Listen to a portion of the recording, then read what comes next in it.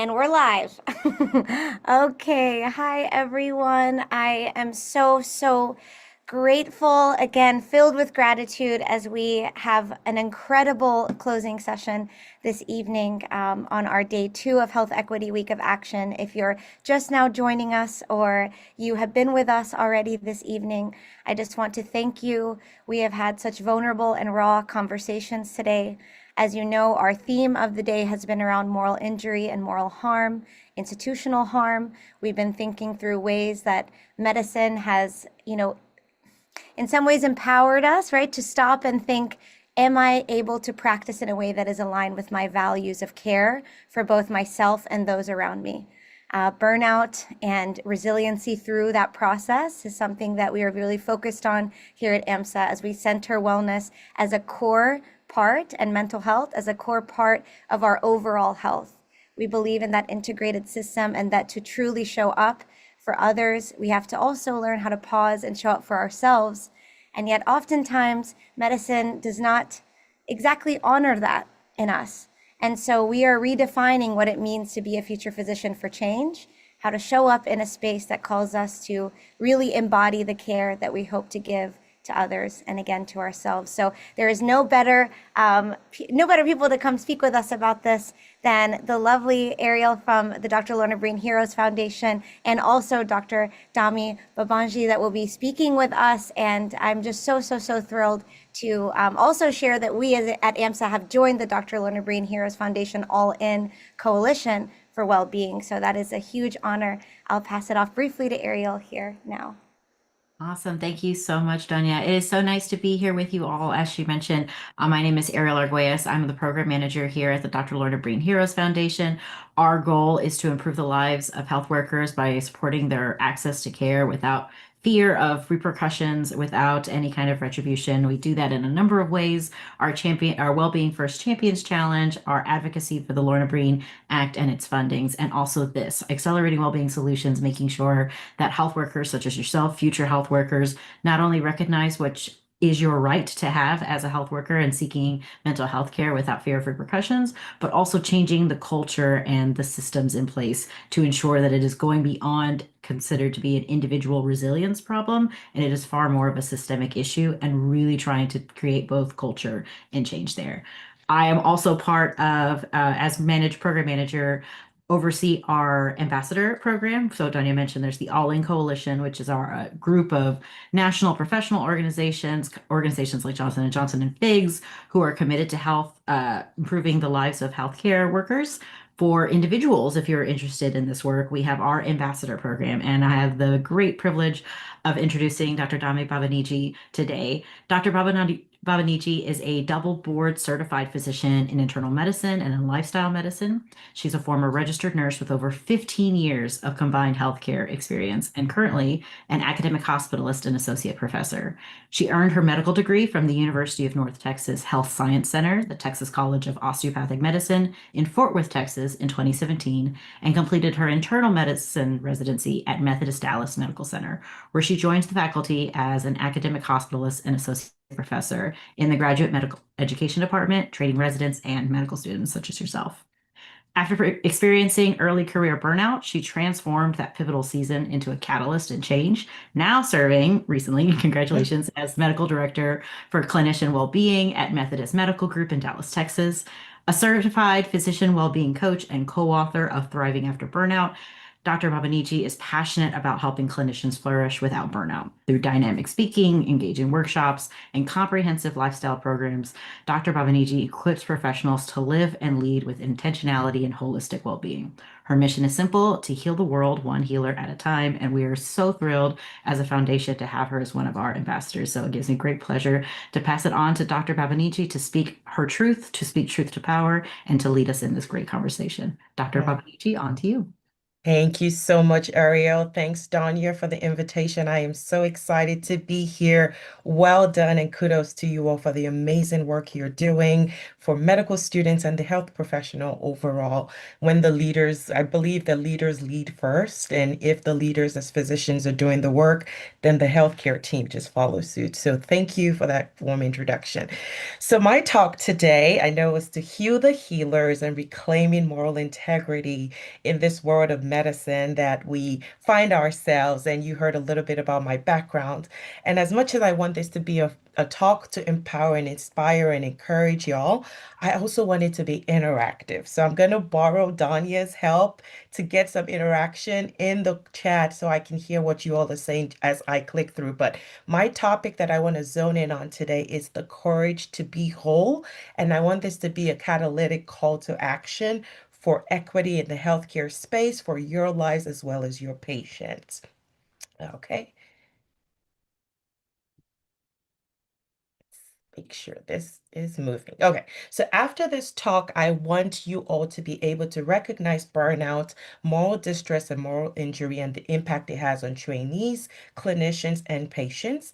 I want to see develop practical strategies that can help protect your personal and professional well-being and discover ways to advocate for equity and positive change in your complex healthcare systems that you will find yourselves. My ultimate goal, though, if we were to narrow it down to one sentence, is for it to inspire and equip you with practical tools to change, to create change in your own sphere of influence. As medical students right now, all you all are trying to do is survive, right? I've been there. You just want to make it one day at a time, get those shelf exams and all the tests and all the quizzes that you have. That's all you're trying to do. But I just want you to know that you are a whole lot more powerful than you give yourselves credit for. And I'm hoping by the end of this talk, you will see that. So this is my goal for you, and I hope we achieve the goal together. But to get started, let's kind of loosen up. I know y'all have been just sitting and kind of listening and getting all this good information. And I like to do these pulse checks when I give these talks because I want to make sure that you're feeling your own pulse. You're not zoning out. You're being mindful and being present. So let's just kind of shake it out, twist your neck, whatever you need to do to kind of feel present as we go through this. And one way I want us to get started is whether in the chat or if you can come up mute, just describe one word that describes how you are feeling today. Could it be bad, sad, mad, whatever it is, just come as you are. And Danya, you can share whatever anyone is sharing because I can see the chat. Absolutely. Yes, my friends, feel free to enter into the chat a word to describe how you're feeling or unmute. I'll go first. I'll get the ball rolling. I'll say I'm feeling energized being, here tonight. So, I love that. Energy is good. Anyone else? Deborah says neutral. Neutral. That's a good place to be, to at least know where you are. Anyone else? Mhm. Daya says okay. Okay. Mhm. Been a long day, I know. I know it's been a long day, and it's good to know how you're feeling. Feel your feelings.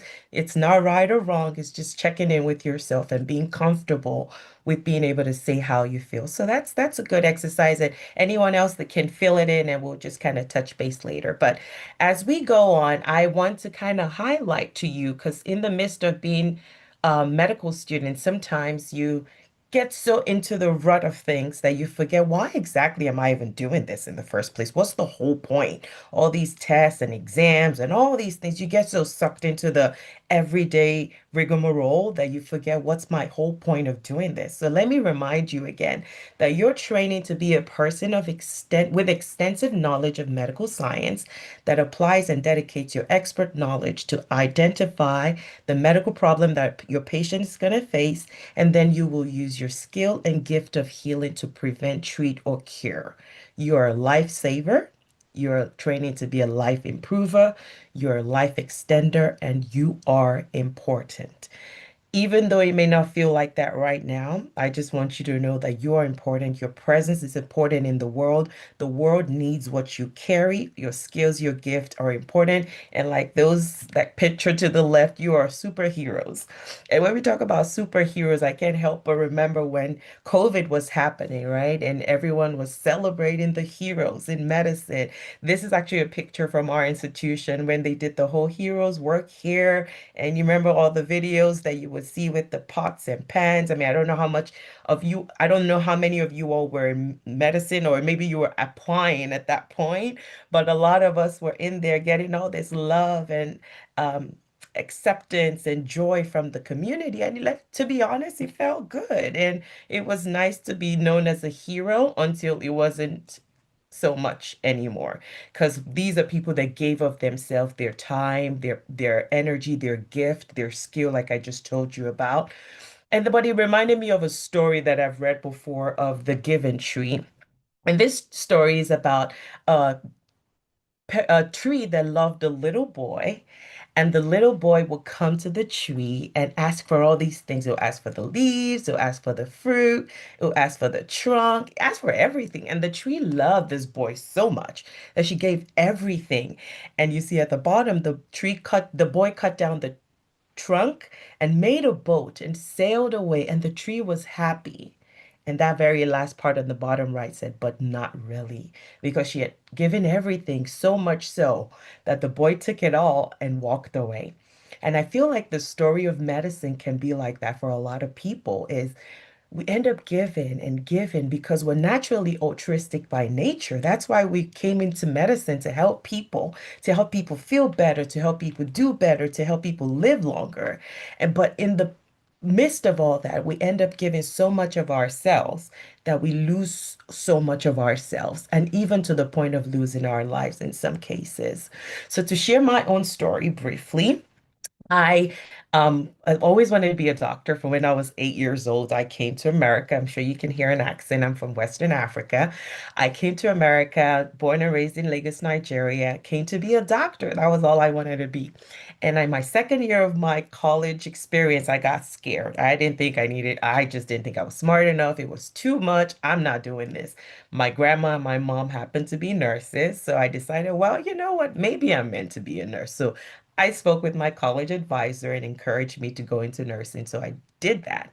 Started working as a nurse, working up the ladder, became charge nurse, but I would still have this little itch in my heart of, I really still want to be a doctor. I feel like that's what I want to be with my life.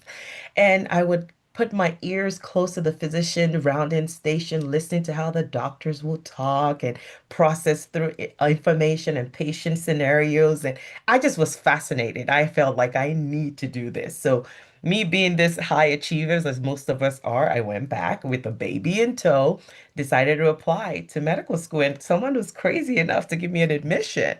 And so I got in. I became a doctor. So I started this longer route into medicine and did it all with having kids along the way, having a family, went to TCOM in Fort Worth. In 2020, I graduated, June 2020. 3 days after my graduation from residency, um, I, uh, I I graduated from medical school from TCOM, and then I went to Methodist Dallas for residency. And 3 days after my residency graduation, I had my last child. So all the things were happening. And life was busy then because COVID had started happening. As you can see me dressed up there, I was garbed up as can be. I had three kids. I had three kids age 8, 4, and 0 in 2020. I was a full-time hospitalist. I was a wife, a daughter, and all the things. But at this point, all the things were shut down. So I was the only one leaving the house. My family were home. So there was always this additional fear of bringing this weird virus that we don't know about home to my babies and my family, but also the extra work that it took, like the cumbersome patient loads, the deaths, it was just a lot in a season that nobody really had a game plan because that had never happened. It was a once in a lifetime experience for a lot of us. Our attendings were struggling as much as we were. And I just came to a point where I didn't feel like I could do it again. I couldn't recognize myself. I lost myself, my sense of self, my joyful self was lost. I didn't want to go to work. I didn't want to come home, and there was nowhere else to go in between because everywhere was shut down. I had never dealt with depression or anxiety. I didn't even know what to call what I was experiencing. Was it the patient load? Was it the workload? Was it the excessive amount of death? Was it being a mom and not being present? Was it all these things? I didn't know what exactly was going on. And I couldn't even talk to my primary care doctor because everyone was floored because of the COVID experience. All the clinics and everything was just backed up. So I decided to take matters into my own hand because at this point I had decided I think I'm just going to have to quit medicine. So imagine someone that had done this long journey of nursing and going back to school coming to a point where it's like, I know if I don't stop, it's not going to be good. I was not in a good frame of mind. But before doing that, but my husband was like, you look so bad that whatever you choose to do, I'm fine with. And I decided before doing that, let me make sure I've done everything. I couldn't see a doctor, so I decided to doctor myself. Don't do that. Go see a primary doctor or somebody. So I went to the best doctor that we all know, Dr. Google, right? And started Googling, I'm feeling this way. I couldn't tell what it was. I had never experienced anything like that. And the more I researched and researched, I saw I was dealing with something called burnout. Now, I had heard the word burnout, but unlike you all in medical school, I had never had a talk about burnout. I didn't know what it was. I didn't know what to associate with as a symptom or anything. But the more I read into it, I'm like, this is exactly how I feel. And as I looked more into it and started researching how do you get better from burnout, because that was something I had said I was never going to experience as a medical student, as a resident. Well, here I was, Burnoutville, burned to a crisp and ready to just walk away. But thankfully, I found help. I found a group of doctors that had gone through burnout themselves and got into coaching, got coached, got certified as a coach myself, and came out on the other side. And in my process of going through that was when I stumbled across the Dr. Lorna Breen's story, which I will share shortly, and got became a huge advocate of healthcare worker well-being, especially in my experience as a nurse and then as a physician, because I realized there was nothing in place for me to go and get help for. There was the regular generic EAPs, but it was not designed for physician well-being, in my opinion. So that's how I got into this work. So when we talk about burnout, I'm sure you all have heard so much about burnout, so I'm not going to spend too much time here, but the World Health Organization describes it as feeling of energy depletion, exhaustion, with increased mental distance or feelings of negativism or cynicism related to your job, with reduced professional efficacy. Now, mind you, when I was burned out, I was still showing up. I was still seeing my patients. I was doing the work, but I was emotionally disconnected for a minute. I like this quote by Michael Gungor, who said, burnout is what happened when you try to avoid being human for too long. And as much as I love those definitions, I came up with my own definition because what's an overachiever if they don't do too much? I prefer a state of when I say PAMS, it's physical, emotional, mental, spiritual exhaustion, primarily caused by chronic workplace stress, causing a feeling of being stuck, helpless, lacking purpose in your personal and professional life. And because that's exactly how I felt. And I put primarily because we found out that even though the World Health Organization ties burnout to your occupation and work, I feel like there are other areas that can contribute to burnout, like caregivers that are taking care of family members with chronic conditions can also experience burnout, but that's a story for another time. So burnout is a diagnosable syndrome. It's an occupational phenomenon. It does have its ICD-11 code of QD85, so you can be diagnosed with it, but it's important to know that it's not a medical condition or a disease. It is a risk factor to it. So when we say burnout, what are we saying? Burnout really is insidious in onset. It doesn't happen suddenly. It's a mismatch between your expectations and your reality. It's a loss of meaning in your work. It is a risk factor for mental health and other chronic diseases because I was having symptoms of abdominal pain, headaches. I never have headaches, just very vague symptoms that you can pinpoint. So it does predispose you to some other conditions, insomnia. It's prevalent in women and younger doctors, especially those with kids. Non-discriminatory. It affects everybody, whether you're 25 years in practice or 2 years in practice. I was barely like a year and a year and a half out, and it happened to me. I remember in my coaching group, we actually had a psychiatrist that was 30 years in practice and was burned out. And so I was like, a psychiatrist? I thought you all had the solution to everything, man. So you just it's universal. It can affect anybody. It's costly to the public health. With costs, it's a danger to patient safety. It's a systemic issue. It's not an individual deficit, and it's a silent pandemic in medicine and healthcare. What burnout is not, it's not a medical disease, like I said, it's not a psychiatric illness, it's not just about complaining, it's not a reflection of entitlement, millennial culture. These are all the things I've heard about burnout being, and it's none of these things. And at the very last, I put it's not solved by just more yoga, ice cream, and all these things. Those are nice. We like ice cream, right? But burnout is beyond just the pizza parties and the yoga and the other stuff. Those things are helpful, but they don't solve the core of what burnout is. Like I said earlier, it's costly to the quality of care that patients receive, patient satisfaction, patient safety, work productivity, physician retention. I just got off a meeting where in an institution that burnout costs is on average about $13 million for that particular institution. So it's very expensive when you're having to recruit and onboard and all that. It's very expensive. But the most important cost of burnout, I would say, is the mental toll, the depression that it can lead to, the anxiety, and of course the suicide attempts and ideations that can happen to clinicians. The personal professional effects and consequences, it affects relationships. I definitely started seeing affect my relationships at home. It can lead to you wanting to cope in unhealthy ways with alcohol, substance abuse, depression, suicide, and professionally, like I just said about the patient satisfaction, patient safety, turnover, and all the things. So as you can see, burnout is not benign. It's a very serious condition that needs to be paid attention to. The drivers of burnout, and you hear burnout, you hear moral distress, you hear injury. We're going to start with clean all that out so you're very clear on what those are. I saw this presentation by Dr. Brian Adibe from Rush Medical Center, and he gave I thought was a really good explanation of how burnout happens when you look at it from a primary macroeconomic, from a national standpoint, from a secondary contributor, which is more organizational or state, and then tertiary contributors like home, personal life.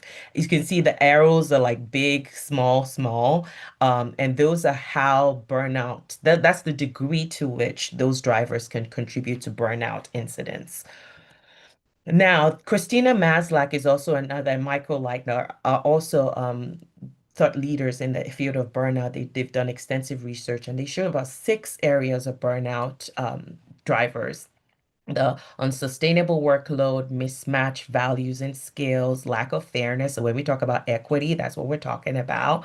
That can contribute to that. Lack of supportive community, perceived lack of control, like lack of autonomy, insufficient rewards or recognition, and like I said, the support of community. So these are all areas that can contribute to burnout. One or the other, or all of it can contribute. In my case, I would say it was like an unsustainable workload, maybe my mismatched values and skills. I would maybe the equity of which I will talk about shortly, of how we were needing to maybe ration things like masks and PPE, even though my institution was incredible about providing what we needed. Lack of everything. I would say like these 6 areas did contribute to my burnout experience. So we talk about burnout. Let's go to moral distress. What exactly is it? It occurs when you know the ethically appropriate action. So you have these core beliefs. We all do. We all went into medicine with these core beliefs that humans should be naturally healthy, whole, and well. And so when you have these core beliefs, but you're constrained from taking those or acting on those beliefs, that will cause moral distress. It can be caused by systemic barriers, hierarchy, policies, power dynamics. It feels like I know what's right, but I just can't do it. And it's a signal of a value system conflict. Remember the previous slide, we talked about values misalignment. That's what kind of causes that moral distress within. And it's related to burnout and intent to leave practice, because when you feel like, I don't feel like I should be doing this, I don't feel I don't feel like I'm doing a good job. I don't feel like I'm doing what I came here to do, then most people just want to leave. And we've talked about what the turnover and how much that costs to the society. And it's just a sense of misalignment with who you are, what you believe, and what you're doing, cause this internal conflict. And that's what moral distress is. When we go about moral injury, though, what exactly is that? So moral injury came about when there were Vietnam vets that came back from war and they were having these symptoms of PTSD and they were not responding to the typical treatment of PTSD, the medications we would give them. They were not responding to it, even though the real threat that they experienced was out of the way. These people were still dealing with, like, they're still having those symptoms of PTSD that wasn't responding to treatment. And so the more they looked into it, Wendy Dean is someone that's a thought leader in that area, that they saw that a lot of these veterans, I guess, when they came back, veterans were dealing with a sense of moral distress that had evolved into a moral injury. They felt like they were not fully human or they were not good people at their core anymore because of some of the things they had to do that violated their moral ethical beliefs. So you go into the military to help save people, but when you feel like you're hurting people, innocent people versus the bad guys, they started having this internal core conflict that they that appear to have symptoms of PTSD for these people. So moral injury occurs when we perpetrate or fail to prevent an act that transgresses our core moral and ethical belief. In COVID times, it didn't happen in our institution, but I heard about where they had to ration COVID equipment, like the ventilator. We had to start choosing who deserves to get it. Like, this is an 80-year-old, this is a 25-year-old. Under normal circumstances, we treat everybody the same. But during the COVID times, we had to ration due to availability of resources. So, of course, when you're a nurse or a doctor that has to make these decisions on who receives care, who gets the ventilator, who doesn't, that creates a sense of moral injury because you're not helping people the way you thought you would. So when moral distress becomes chronic, it becomes moral injury and the erosion of trust in the systems we serve. I love this quote by Jimmy Turner, who's also another physician that's big in the physician well-being space, that said, let's fix the morally injurious medical system while also working to help the physicians who have been burned out by it. So I'm hoping with that you have a clear picture, and we'll revisit that shortly with another slide. But to give you some vital signs, what would a burnout lecture be without facts and stats real quick? So about 50% of US medical students, that would be your peers, are experiencing burnout.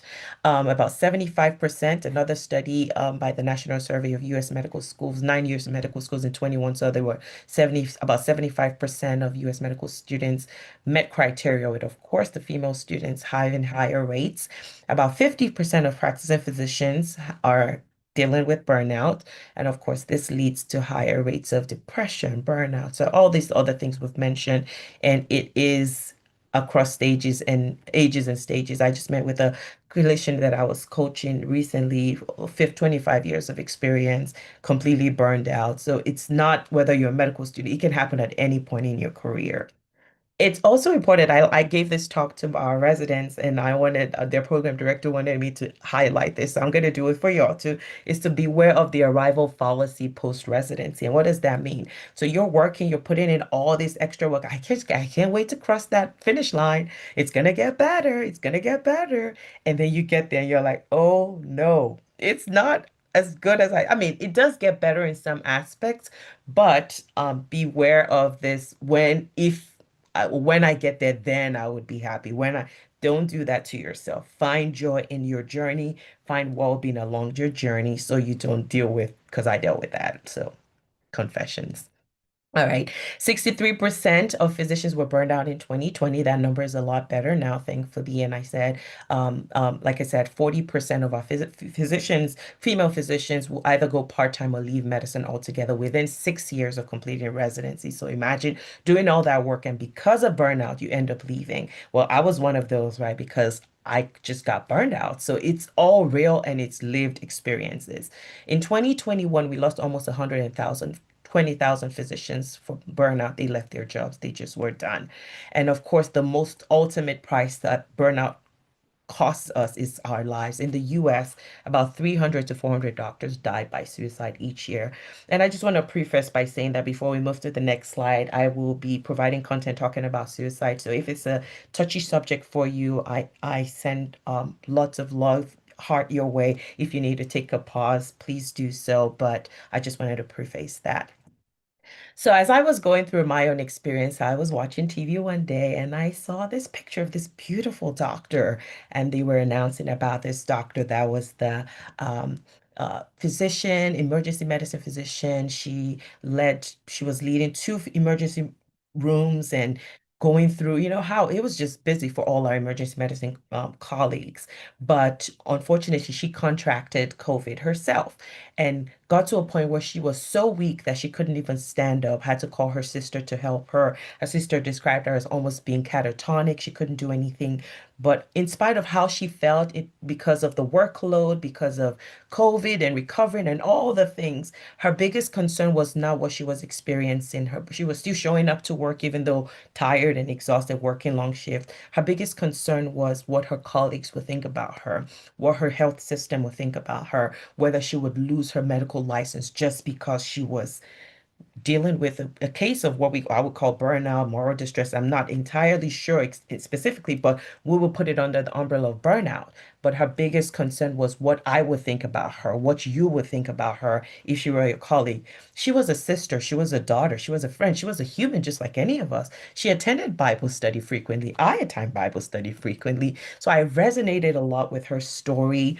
And I was heartbroken to see that because of how she was so worried of what her colleagues, not the patient, not the community, her colleagues and her medical system will think about her. She took her own life, unfortunately. And this is Dr. Lorna Breen. Her sister and her brother-in-law needed to bring some form of good from this really horrific experience for their family, and found out that about 400 doctors were doing this to themselves each year. And there was just something, that moral conviction of ethical principle, like this should not be happening. Our healers should not be hurting themselves, made them go on a mission. And they worked so hard along with some other incredible people like in the Dr. Lorna Breen Foundation. And the Dr. Lorna Breen Healthcare Provider Protection Act was passed in US Senate in 2021. And the goal is the aim is to reduce and prevent suicide, burnout, mental and behavioral health conditions among healthcare professionals. And it was eventually passed into law, and as of this year, has been reauthorized into law. And right now, I'll share more a little bit further down. But this is something that it didn't have to take the loss of a life for this to happen, and that's why it's important that we keep talking about having these discussions about mental health care in healthcare professionals. And so I wanted to talk about the All In. You heard about it, the All In campaign, that we are just spreading the word around because we believe patients have a right to have access to mental health care and support. Healthcare workers who happen to be human also have that right and should not be separate from that. And the goal is to eliminate these systemic barriers that, according to the Lorna Breen Foundation, have been doing incredible, incredible. I'm so proud to be a part of them. Just getting all in commitment from our institutions, from our leaders, everybody being supportive to get a stronger medical system so that we can have the support we need when we do, not if, when we do need to seek mental health care, because your mental health is part of your well-being, your health care. So I just wanted to put a shout out to the Lorna Breen Foundation for the amazing, amazing work they're doing. I was having a conversation with someone recently, or listening to a conversation with someone recently, and they were talking about how, for me, when I burned out, I remembered seeing patients was a bit of an energy drain for me because I was so depleted that I didn't have anything to give. I would see them, but I would find more joy in just typing notes because I was so withdrawn. And now that I'm not so burned out, it's the flip. I want to see my patients and talk with them, but I don't want to sit in the on the table and do notes and all these things that kind of drain you. But I just thought it was interesting that we talk about mental health and we tell our patients, like when I'm getting a patient discharged, I'll type in their note. Make sure if this happens, go to the nearest 911, do this, do that. And we don't do that. And it hit me like that is not just ethically wrong, where I'm preaching what I'm not practicing, but it's also hypocrisy in telling your patients, go to the nearest emergency room, go seek help, make sure you get help, call 911. But for me, I dare not because I will lose my license. I'll be considered weak. This is what the Lorna Breen Foundation is working towards, helping us achieve equity for not just our patients, but also our healthcare professionals. And just put in a light to the darkness that has been hidden in medicine for too long. So we talked about burnout, we talked about moral distress, we talked about moral injury. I want you to see them on a continuum. So burnout can happen from your workload and all those drivers we talked about. Because of all that, it can lead to moral distress when you're having to make decisions that just don't align with who you are internally. And it can lead to that moral injury, which is that deep psychological wounds that a lot of people unfortunately may not come back from. So when you see it that way, it helps kind of set it into your head of where am I? Am I burned out? Am I in moral distress, or am I heading into moral injury? And addressing all of this is important for us to protect our clinicians' well-being and equity. So we've said a lot, just kind of set it back in, is that how do we fix this, right? I believe that as clinicians, we are meant to heal the system that heals others. And that became my own passion. You see me, don't judge my rudimentary AI skills, but I kind of got AI to help me with this. And that's me listening with the stethoscope to the healthcare system. That for us to care for our patients and to care for our patients, our physicians must first care for the systems that sustain that care. So we have to be able to detect moral distress. What is it? How do we define it? What does it look like for me as a person, so I can recognize it in the system, so that we don't get into moral injury that can obviously be too costly, that can eventually affect not just our patients, but the clinicians. Because when we begin to heal the system, then the patient care naturally flows. So what in the system is causing these barriers? How do we stay whole in this broken system that has happened over the years? I just want to I threw this out there because I think the Stanford Health Organization has been doing an amazing job with occupational well-being and helping us create an infrastructure and framework on how to improve our own health system. So they have this Stanford model of professional fulfillment with addressing culture of wellness, practice efficiency, individual factors, as taking it away from being the clinician's fault for them being burned out, because it's not the clinician's fault for being burned out. It's a systemic part that contributes to that. So we've talked about the first point of recognizing moral distress, moral injury, and their impact on clinicians, patients, and trainees. The second step we want to talk about is how can you take care of yourself so that you are well professionally and personally. How many people have heard about this oxygen mask principle? I'm sure you have. If you have, please put it in the chat, or send me a thumbs up, put hearts, and Donya, you can let me know what feedback I'm getting. Yes. Have we heard of this, my friends? I have heard of this for sure. Others, thumbs up or thumbs down? I'm getting some thumbs up. Okay, oxygen mask principle. So for those that, I'm sure everyone has been on a flight before where they said before you wear your own mask before you help your daughter or your son or whoever is beside you. Because the true principle is if you don't prioritize your own self-care and healthcare, you're going to fizzle out. And this Medis curate ipsum, anyone have any idea what this means? If you don't, it's totally okay. Looks like Latin. It looks like Latin. Very good. It just means physician heal thyself. So for us to fix this system, it starts with us making sure we are whole within the system so we can heal the system. So gonna do another pulse check. When you think about well-being, what's one word or phrase that comes to your mind? Please put it in the chat. Stay engaged. We're going to be done soon. What's one word that comes to mind when you think of your well-being?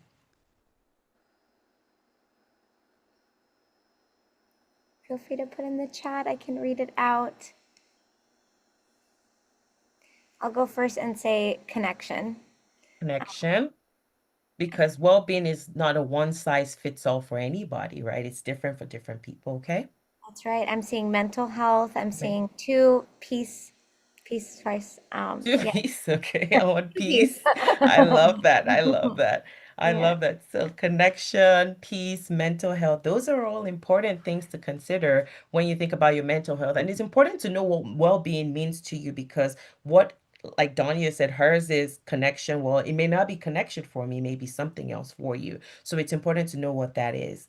For me, I kept looking for the definition of well-being. I couldn't find it. So in 21, when I was trying to heal from my own burn, I came up with my own definition as well-being being a state of harmony and wholeness that integrates all aspects of an individual's life, enabling them to function at their best, live authentically, and pursue their highest potential with purpose and life satisfaction. Very long definition, but it satisfies what I need to encapsulate that it's not just about your work being well, it's not just about home being well, it's this holistic interconnectedness for living a well life.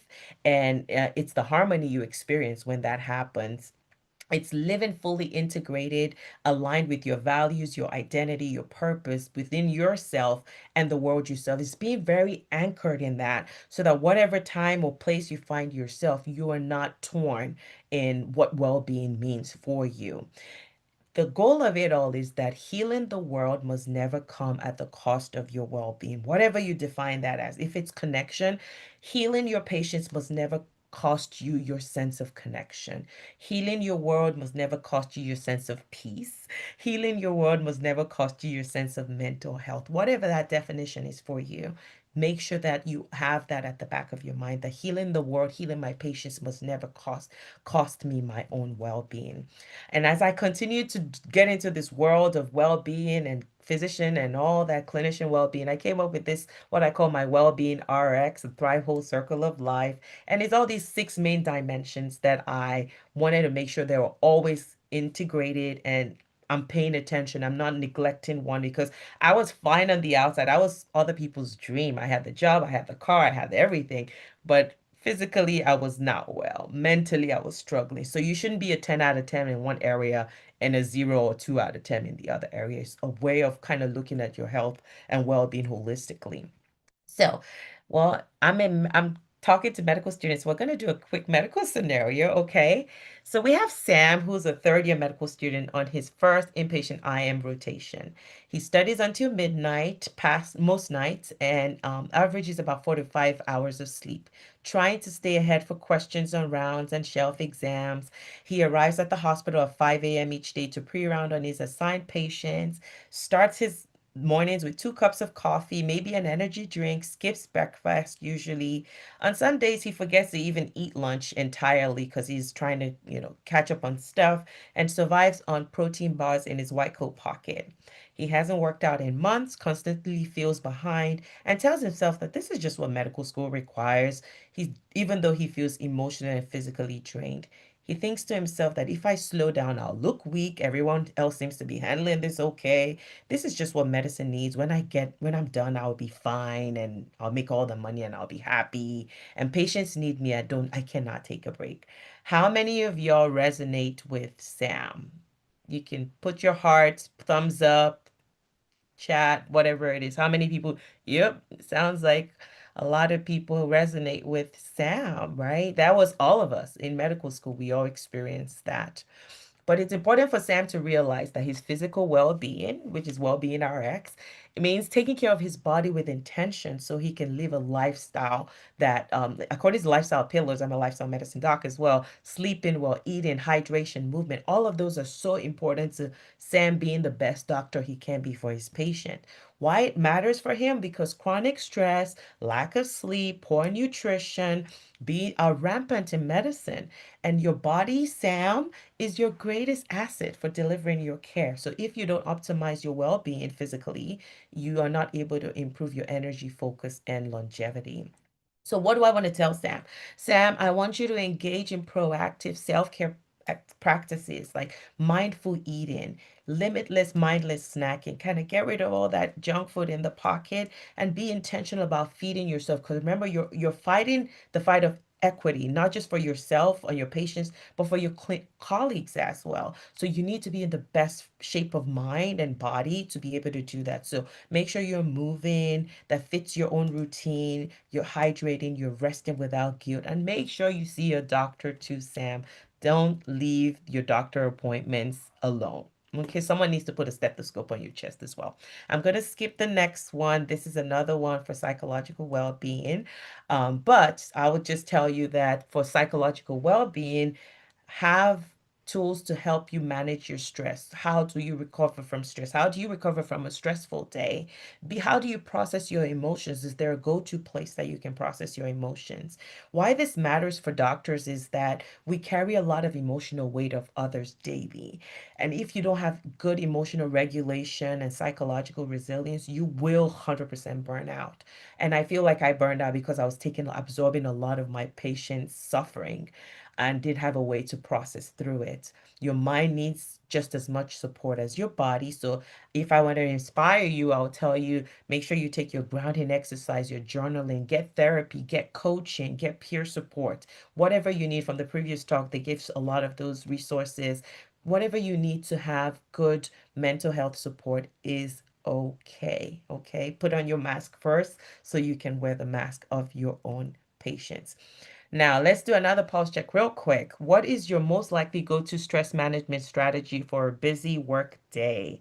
I have all these options. None of them may apply. Some of them may apply. You can put it in the chat. Oh, I'm seeing calling a family or friend. Thank you, Mm, dear. Other. okay.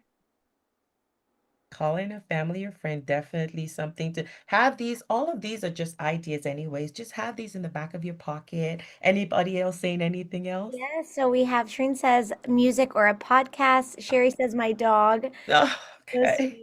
Deborah also says music or a podcast. I love that. Have your menu card. I'm feeling stressed today. How do I feel today? Checking my pulse. I feel stressed. I feel neutral. What can pick me up? Let me call my friend. What can pick me up? Maybe do a journaling. Let me exercise. Whatever it is, have your own menu because it's not one size fits all, right? It's whatever works for you that you should do. So we come to the third point of our talk, and that's now that we have talked about burnout, moral distress, moral injury, and what it can do to you, how you can kind of bolster yourself to be well personally and professionally. Let's talk about ways now that you're whole, well, and on your way to, I'm not burned out, I'm not morally distressed, I'm feeding myself, I'm doing the right things. What ways can I come back and heal the system? Because the goal is not just to be well for yourself, it's to be well for your patients, for the system, for your colleagues, right?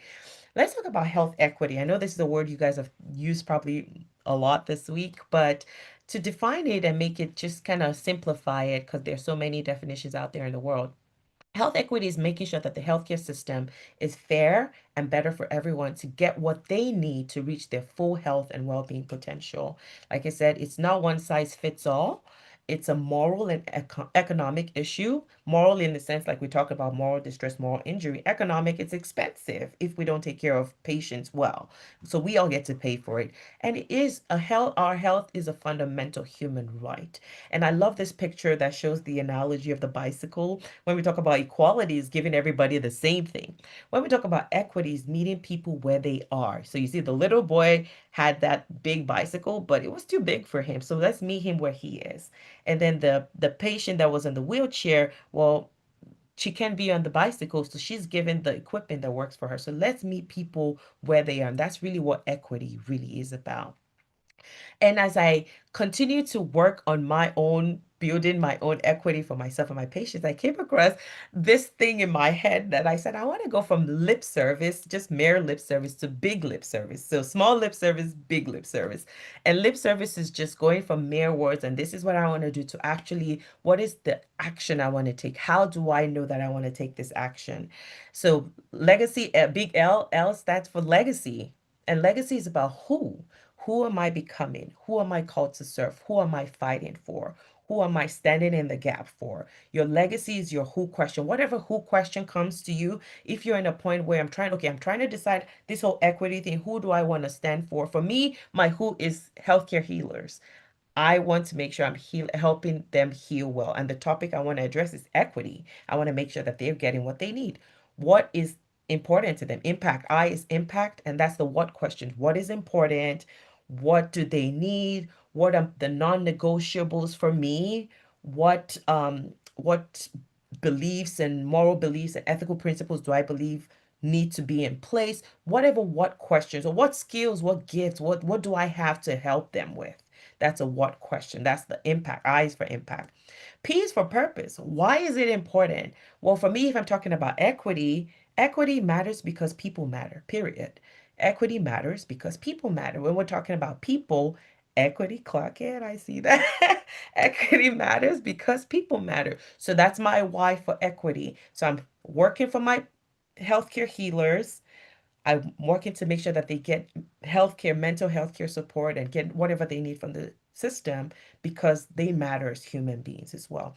And the S is service. How? How do I want to serve them? Well, I'll speak to them, I'll do workshops, I'll participate in committees, all that. So this picture, when I talk about lip service to big, small lip service to big lip service, it's my own strategy. Really, in any area of my life, I use this to help me decide who am I serving, why am I serving them, what can I do, and how can I do it. It just helps me think, is that Dr. Brain? I need to have a system that that works and have a word for it.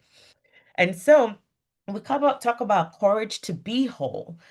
Being talking about moral integrity is aligning your values, your principles, and your actions and beliefs. It's all about this wholeness of character, who you are, what you believe, why you believe it, and how you want to do whatever you want to do. It's this integrity. This is who I am as a whole person. And I want to stick to that person. I want that to be my moral integrity because that makes me whole as a person. And anything that kind of detracts from that, I can easily recognize that this is taking me from being a whole person.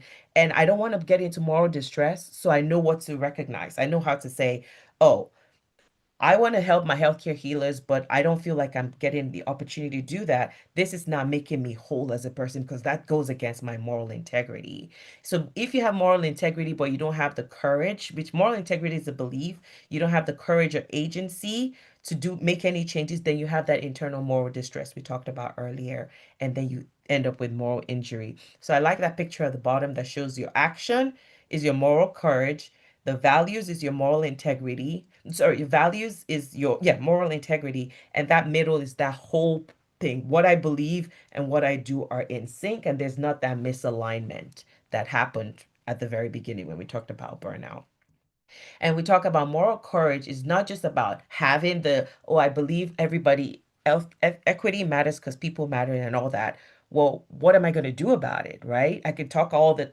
We remember we're saying lip service, just mere words. We need action, right? We need intentional action. What's that moral courage? Number one, the moral courage is to be whole within a broken system. The system is broken. Let's just say that it is broken.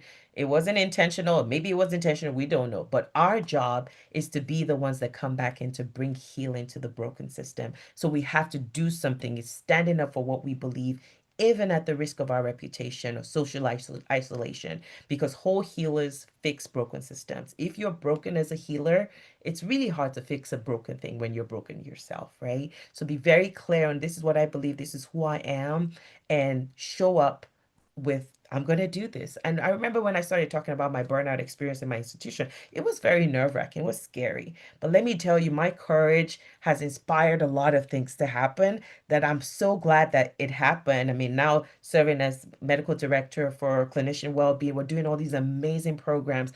If I was too scared and believed in my head and didn't have the moral courage to step up and say, this is what I believe, this is why I believe it, then nothing would have happened. If nothing changes, nothing changes.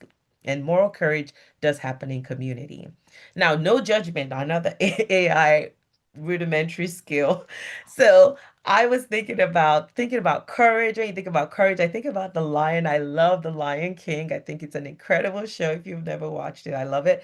And I think about Simba and how when Simba was by himself, trying to figure out life by himself, he was not even living his true self. He had lost who he was until he got Nala come back to him and say, become who you're supposed to be. And with the pride, they reclaimed that the Pride Lands, right? They lost it. But most of us in medicine act like the lone wolf. We're isolated, we're by ourselves, we're exhausted, we don't want people to see us, our broken selves. But the truth is, we can only lead together when we thrive, when we coexist together, because moral courage happens in community, like the pride of lions. I love the lion with the stethoscope. I had to put that on.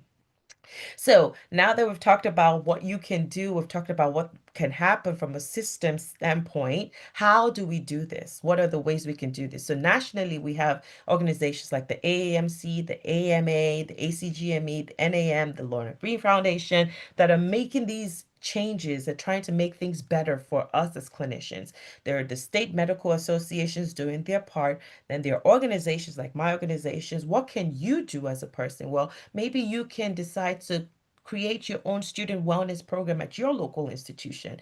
In our institution, I just met with the residents and we decided, how do you want your well-being to be? And we found people that were interested and they started building it. It doesn't have to be anything over the top. It just takes a group of people that say, I am morally into this. My moral integrity is that clinicians need to be well. I need to be well so I can serve my patients well. Who else is with me? And you guys can start it, and that's how it grows. Because we are in this me, we world, me, we, us, that if we are the power of we is me, and if I don't start with me, then we can't get to we.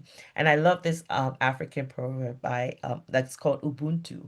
I am because we are, and I'm able to exist because we exist together. We are in this together. And so, from a national standpoint, the Lorna Breen Foundation, I told you that we just got reauthorized, but we do need some funding and backing. And I don't know if Ariel, if you can put the link in the chat for them to help with, but we need the Congress to pass funding for the Lorna Breen Act because we're glad it's got reauthorized, but we need money to actually give grants into institutions and other places that can help their own healthcare workers in their institutions. So you can contact your state licensure boards. You guys are not licensed yet, but you can tell your attendings and your professors, can you go ahead and do this for us and create a legacy so that when we become attendings ourselves, this has already been done. So I think she will put that in the chat so you all can do it. But it's just a way to reach out to your state representative, your senators, so that they can help pass the funding for the loan. So that's our little ask from your end. Every little bit counts. And from an organizational standpoint, like I said, you can, in our institution, this is how we created a resident wellness committee. We just got people that were interested in resident well-being and they started it and it's going on and it's helping. So if you feel like, well, I don't know that I can do anything nationally, well, you can do it in your institution. If you can do it in your institution, at least you can start with yourself, like we said. And this is just another picture of what moral distress looks like, big picture from an organizational standpoint. When you're under-resourced, understaffed, when you have overwhelming work, it can lead to moral distress in the community. If you have little time to process your emotions, if you have conflict, it can lead to moral distress. If you're individual, you're feeling your fear of being seen as weak and feeling ineffectual, it can lead to moral distress. All of these things lead to moral distress, and it feels like you're not able to carry out the care that you want to. And so on the right is some things like we've already talked about, ways that you can address that in your system or outside your system. And so real last pulse check on a scale of 1 to 10, how do you feel, how confident do you feel in advocating for equity in healthcare, in your sphere of influence, in your space? Just share 1 to 10 on the chat as we wrap this up. Yes, here to read your numbers aloud. We have an 8. Okay. Love it. Okay. We have a 7.5. Love a I- 0.5. We have a 9. I love that. I love that. But Another 9. and it's building blocks, right? You're just getting little bits of information. The more you do it, the confidence doesn't come at the start. The confidence grows as you start. So I'm so happy to hear that we don't have a zero. That's the goal. That's the goal. So it's important to note that your well-being matters too. All of you, a burned out candle gives no light. Your well-being is the fuel that you can use to light up your life and the world. And the biggest threat to your well-being is the absence of moral clarity and purpose. And that's why it's important that you know what you believe, why you believe that lip service, the big lip service, be clear on that. So whatever institution or system you find yourself, you are able to stand and say, I believe this, I believe this, I believe this, and you're not bending to the culture and the environment you find yourself. Remember, if things don't change, we have to change, right? When we say the system needs to change, well, we are the system and nobody's coming to save us. We are the ones we have been waiting for. And I'm so glad to have been able to share with you all. If you have any questions, I'm happy to take them now, but thanks for the opportunity to share. Oh, thank you, thank you, thank you. How beautiful. I'm just gonna, Thank you so much. of Yes, course. yes, what an incredible living example that you are. I will wait to say too much. We're wondering if anyone has any questions. Oh, yes, Dia said thank you. It's been an eye-opening speaker for me. I hope to be as eloquent of a speaker as you when I present. Oh, Service won't be forgetting that soon. oh, Oh, well, thank yes, yes. Any other questions? Feel free to unmute yourself as well, or if you put it in the chat, I'm happy to read it. Getting a lot of love. Well, while we await any questions, I just want to say on behalf of everyone that is here and everyone that will watch and everyone in general who will hopefully have the chance to meet you as we continue our journey together, that there is something so special about a person living and working in healthcare that actively is able to speak about these issues with us. It can be both frightening to peer into the future and to worry that these issues will stay with us because of course many of us are already feeling burnt out. But what's so important about that is that it shows us that there is a path to resiliency through that, and that resiliency is actually, because I used to have a problem with that word. I used to feel like, what does that exactly mean? But really now I realize resiliency is speaking truth. Resiliency is clarity. Resiliency is transparency, and being able to lean into the truths that we might encounter, but know that we have the courage and the ability to live through them and to live alongside them and to be That's better right. clinicians and people for it. So thank you Yes. so Yes. much. Awesome. Yes. Very good. Yes. I'm glad. Thank you. I'm glad you got that. Thank you so much. Do we have any final questions or comments? I'll pause the recording if anyone's listening, just so that any Q&A can be. Okay. And I'll pause here the stream.